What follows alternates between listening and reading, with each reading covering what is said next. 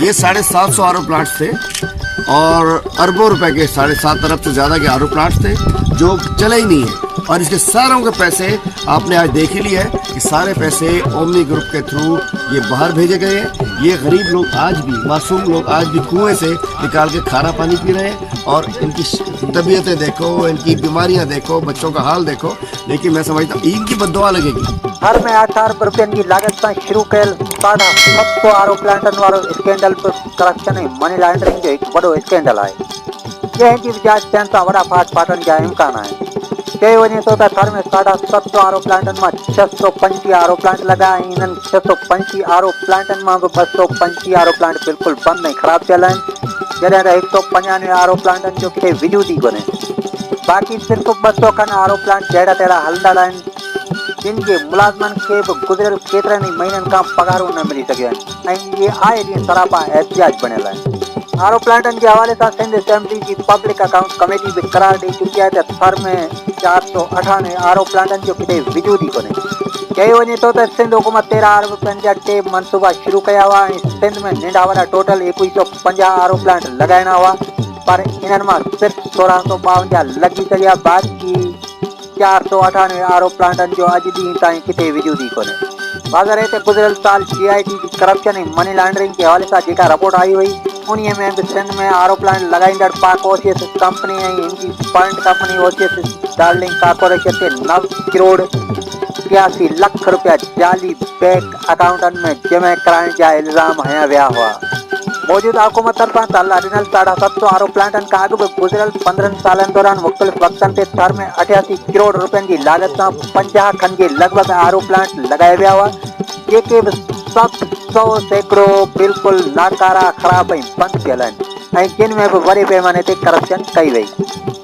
हक़ीक़त में ॾिठो वञे त हिकिड़ो त थर जो पाणी अॻे ई खारो ज़हर ऐं मथां वरी इन खारे पाणी में केमिकल जहिड़ो ज़हर मिलाए थरी अवाम जी ज़िंदगियत सां खेॾण जी कोशिशि कई पई वञे ऐं हेसि ताईं थर में जिन बि माण्हुनि आर ओ प्लांट जो पाणी वापरायो आहे, इहे सभु संदनि जे सूरनि में वटकी हलण फिरण खां लाचार बणिजी विया आहिनि ऐं मर्दानी कमज़ोरी थियण जूं ॻाल्हियूं बि आम आहिनि।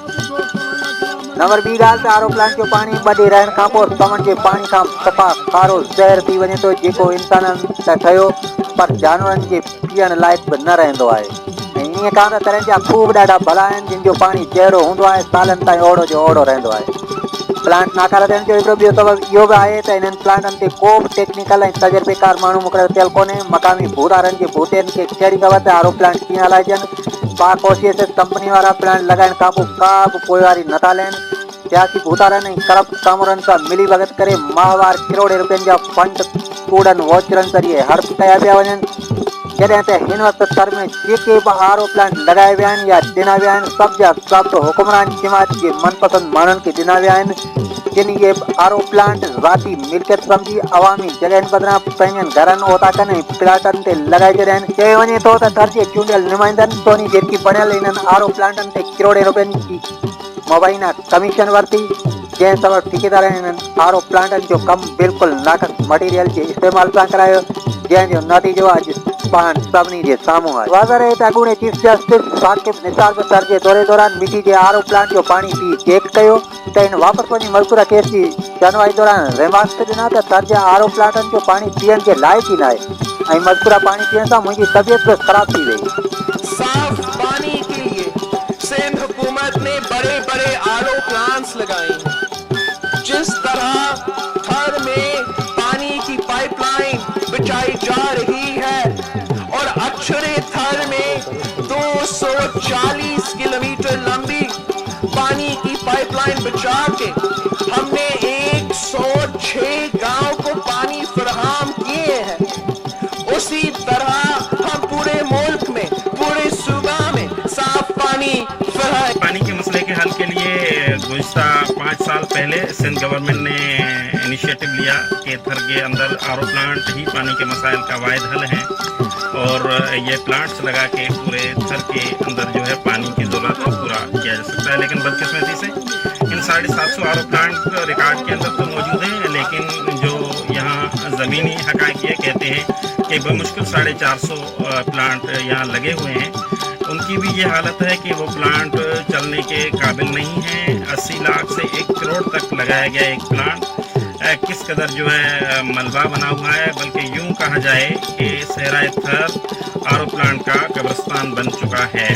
तो ऐसे मंसूबे इनकी सही प्लानिंग न होने की वजह से, गांव की सही लोकेशन पर ना लगने की वजह से किस तरह से बेफ़ायदा हो जाते हैं, बल्कि उनके अंदर भारी करप्शन होने की वजह से वो किस तरह से डेड प्रोजेक्ट पड़ जाते हैं।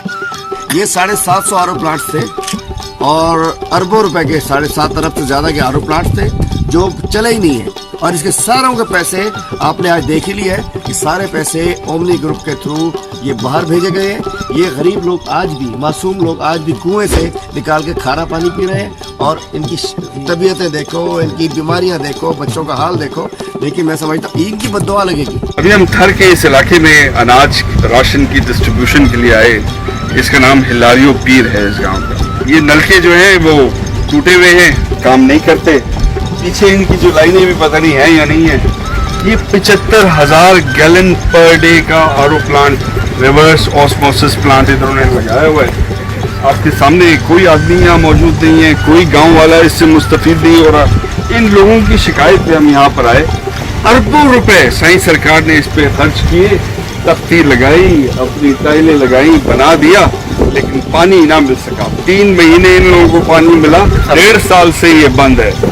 अब ये बातें करते हैं कोरोना की कि हम ये करेंगे वो करेंगे, ये तो सिर्फ पैसा बनाने में लगे हुए, काम इन्होंने कुछ नहीं करना।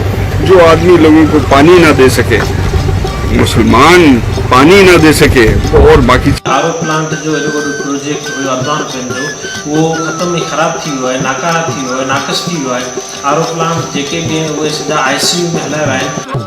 हिते ब्रेकिंग न्यूज़ नाज़रीन नवाज़ सां शेयर कंदा आहियूं त पब्लिक अकाउंट्स कमेटी में इंकिशाफ थियो आहे त थर में लॻायल 498 आरओ प्लांट्स जो वजूद ई न आहे। इहा अहम ख़बर अवां खे ॾींदा पिया आहियूं। पब्लिक अकाउंट्स कमेटी में अहम इंकिशाफ थियो आहे। इहो इंकिशाफ थियो आहे त थर में लॻायल 498 आरओ प्लांट्स मौजूद ई न आहिनि।